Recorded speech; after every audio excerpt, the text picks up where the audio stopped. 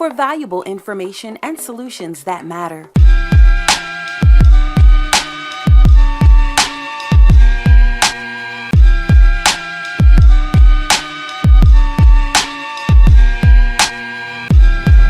Hi, my name is Vanessa Alexandra and I am the journalist from Nuwla.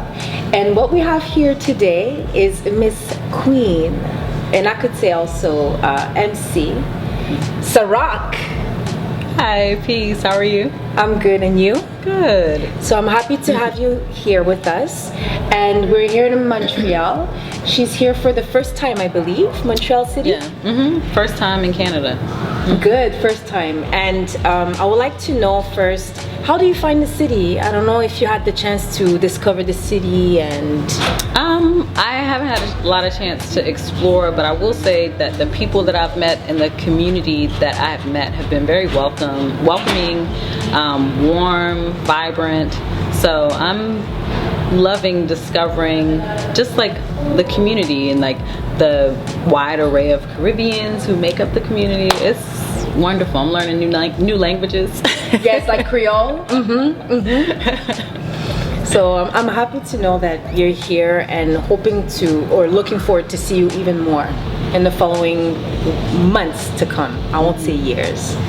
And my first question I would like to have for you is, again, the questions that I've prepared here is to go deep, so the fans could get to know you deeper, basically. And my first question to you would be, where did your name, Sa-Roc, your artist name, come from? How did it get inspired for you to have it? That is layered, has layered meaning. First thing, I wanted to choose an artist name that had an aspect of my birth name.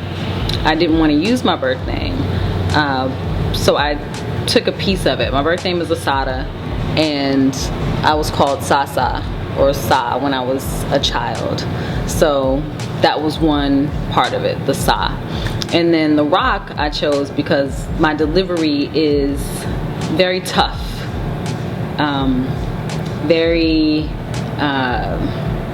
aggressive at times, but then I also see myself as a gemstone, as a jewel to be cherished and treasured. So the Roc also symbolizes that as well. And then further studying, I found out that Sa is in Egyptian or Kemetic hieroglyphs.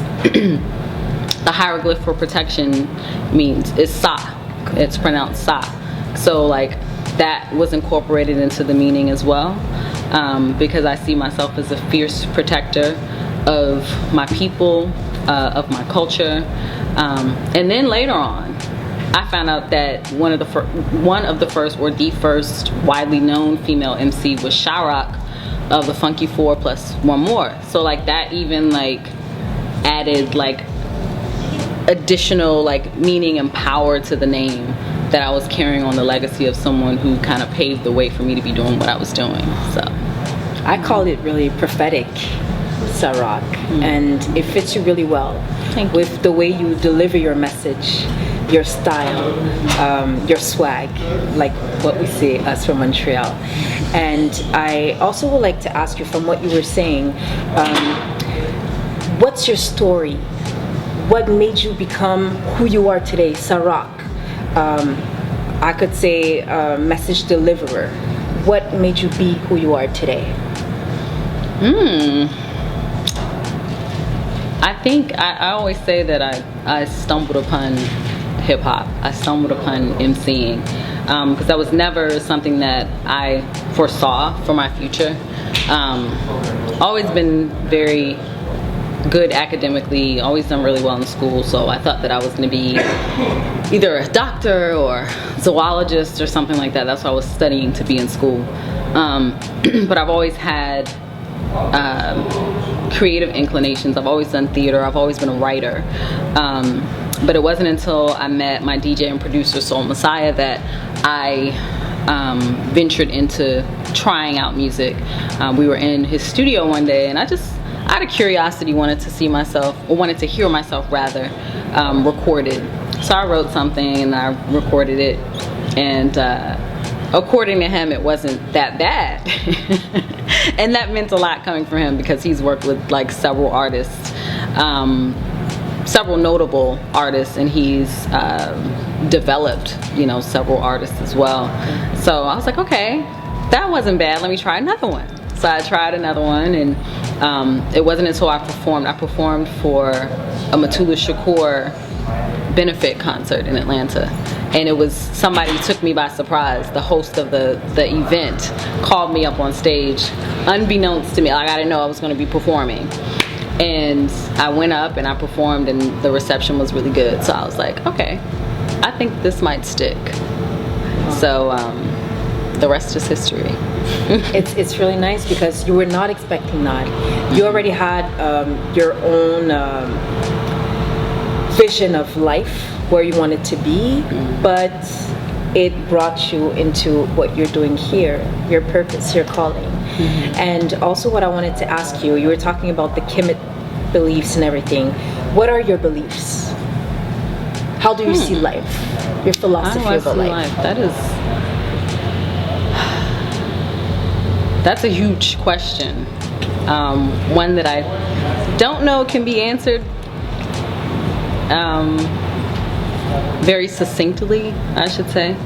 I'm not a religious person. I'm definitely a spiritual person. I think that we are all part and parcel of this expansive, living, breathing universe, and we have the potential to tap into that power. The collective unconscious, I like to say. Some people will call that creator, some people will call that God. I believe that it's just what animates all of us, and it runs the spectrum of energies. And you know, we've all heard we're, you know, spirit beings living a human experience and all of that. I truly believe that, and I believe that one of the best ways that we can attain or get close to attaining a higher level of spirituality is respecting our bodies, taking as much time to sit with ourselves and tapping in through meditation, or, you know, whether it's yogic practices or deep breathing, to connect to all the beings of the universe and to tap into that prosperity, that abundance, that energy, that currency. So it comes under many different names, but that's just kind of a brief synopsis of how I see things. It's good to know, because well, where I'm at right now, I'm trying to get myself out of the religion. And hearing you out, and also seeing your songs. That's why I came to ask you this question. Your videos, your songs, your words, what you say. I knew you were out of the religion, which is really good. So I'm really thankful that you had the chance to share this with me. Also, what I would like to know is, how would you like to be portrayed as a woman, as an entrepreneur, as a mother? Really, how would you like to be seen? I'm not a mother yet. Just someone who's strong and confident and very clear about who she is. I think that in hip hop in particular, there's a lot of there's a push to control the narrative of women in hip hop, to control the perception of women in hip hop. There's like a hierarchy or a caste system, if you will, depending on what your look is like, what your content is like, and that's definitely by design, I believe. And so I've always wanted to be very clear about being unapologetically who I am, unapologetically conscious. There's been this movement to malign consciousness, if you will, to make it corny, or that the people don't want to hear it, or, you know. So I've never shied away from that title, because I think it's important for us to be conscious, to be aware of what's going on, to be aware of how to change our situation once we become aware of it, you know. So that's That's how I want to be portrayed. I want to be portrayed as a woman who is unafraid of being a woman on her own terms. In this game, as an MC, as a woman, you were talking about it. Excuse me. Was it rough for you, your journey? I think I started off with a really good support system. Again, Soul Messiah is my producer, so he's very familiar with how it works. And he was familiar from the start with how to build a brand and to develop an artist, so I had that advantage. However, as a woman, I have seen some obstacles. There is an unwillingness for bloggers and, you know, the machine, if you will, to accept, promote a woman unless she's promoting a specific message, namely like a hypersexual kind of message, typically kind of foul-mouthed and and I mean, I can throw a curse with the rest of them, with the best of them, but I love the fact that children can listen to my music. I love the fact that you can learn from my music. I love the fact that my music speaks to elevation and ways to improve upon yourself. And then I'm improving myself as I write and as I grow as an artist. But yeah, I have encountered challenges with, you know, blogs maybe not putting up my music, even though, like, you know, I'm submitting it with the rest of, you know, folks. Or I've seen comments from male, like, online commenters saying things like, oh, I don't even listen to, you know, women who rap, like female rap is corny, blah, blah, blah. I've seen comments on some of my videos that say that I'm too masculine, which I don't even know what that means. They're funny. You know, I guess I'm supposed to wear mini skirts and, you know, rap like this. I don't know.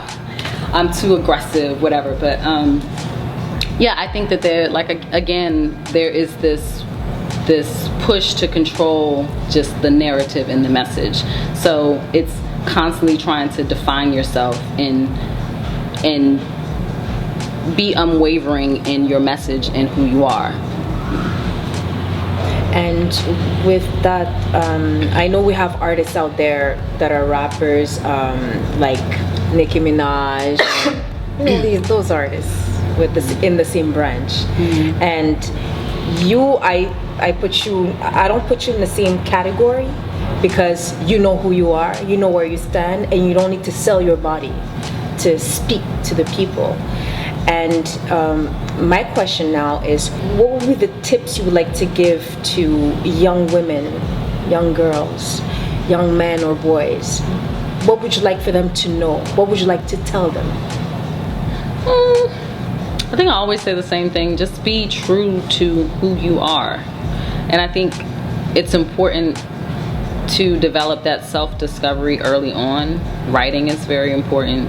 Again, tapping into, even if you don't meditate, like tapping into just quiet, reflective time to discover who that person is. So that when you get into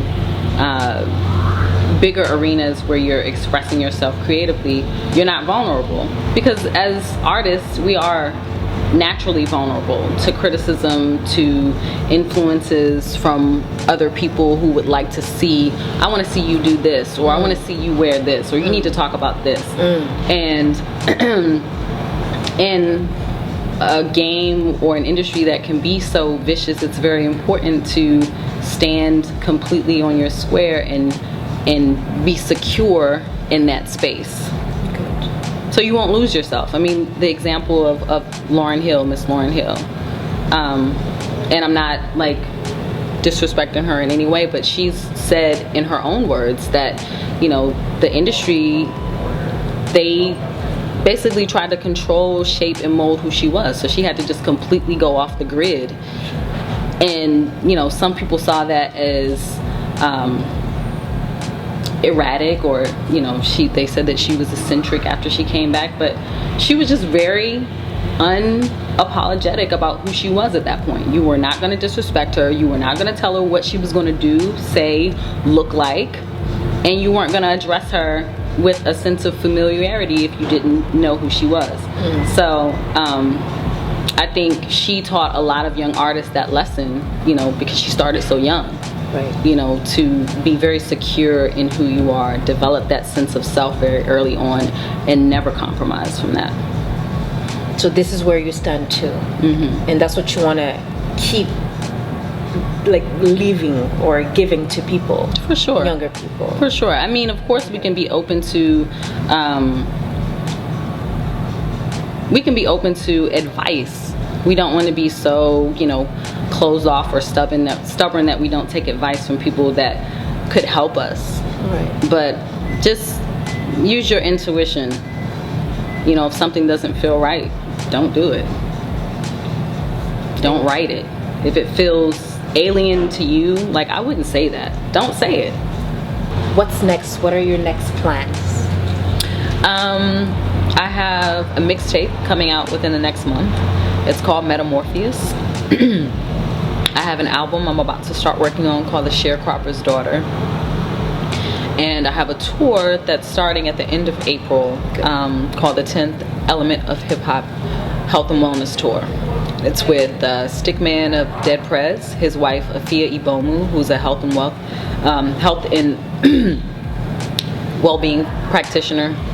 She grows her own food in her garden. She has several cookbooks, and so she's going to be there. Chef Lauren Vanderpool is a celebrity chef. And basically the tour is promoting health and wellness among impoverished communities, our communities, where people might not have access to information, that might not have access to that food.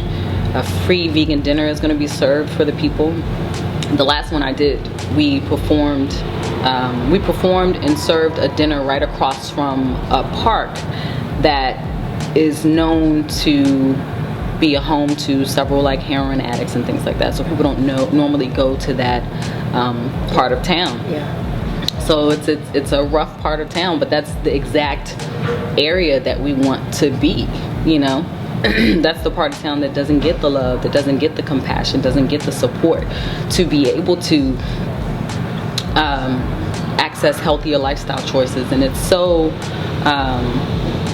so important now because we've lost so many of our important, prominent hip-hop figures. Phife Dawg just passed, Sean P passed last year. We celebrate Jay Dilla every year, and they passed from things that could possibly have been prevented from dietary and lifestyle changes. So we don't want to see any more of our beloved hip-hop figures pass away. We don't want to see any more of our beloved community members pass away from preventable things. So we're combining health and wellness with having fun. We're going to put on a good show. And the tour is spanning from east to west coast. And it starts at the end of April. And they could find it on your website? On my website, sarocthemc.com. SAROCTHEMC.com. I'm also on Instagram and Twitter at Sa-Roc, Facebook at Sa-Roc, SA-ROC, and I'm on Snapchat. I guess my Snapchat is just Sa-Roc, SA-ROC. I guess I'm the only one that doesn't have a Snapchat. You gotta get on it. That's good. So you're up to date about that. Right. And also, I know you're vegan, so this is why you're working with them to help. Yeah, that's why I feel so passionate about it. I think I've been vegan for 12 years, vegetarian for 22 years, and I feel much better. My body feels lighter. The health issues that I've had in the past have been alleviated because of my diet. And it's just a diet that puts less of a strain on the environment as a whole anyway. So I feel very strongly and passionate about this project and this tour, and I'm happy that Keith Tucker, he's the founder of it, has asked me to be a part of it. Good, thank you. And I would like to thank you for giving me your time here. No. Thank you. Thank you And for having also, yes, hoping to actually have you the following time and we'll talk more. That's what I would like. So for those that would like to follow Sa-Roc, you have all the details on social media, on her website. Check her out. You can also go on Nuwla.com and UWLA.com. Yes, so yes, yes. you'll be good. The OFC Beatwave edition. Yes, thank you to the OFC. Yes. Thank you. Yes. We are here. Nuwla.com. Trust Nuwla. We are your point of access to everything the Black community needs. A one-stop resource to articles for you to comment on and rate. With Nuwla, we've done all the heavy lifting for you and have created an easy-to-use platform to help you share your message with the world. We, here at Nuwla, are dedicated to addressing the challenges faced by everyday people in the Black conscious community. Join the movement. Subscribe now to our newsletter. It's absolutely free.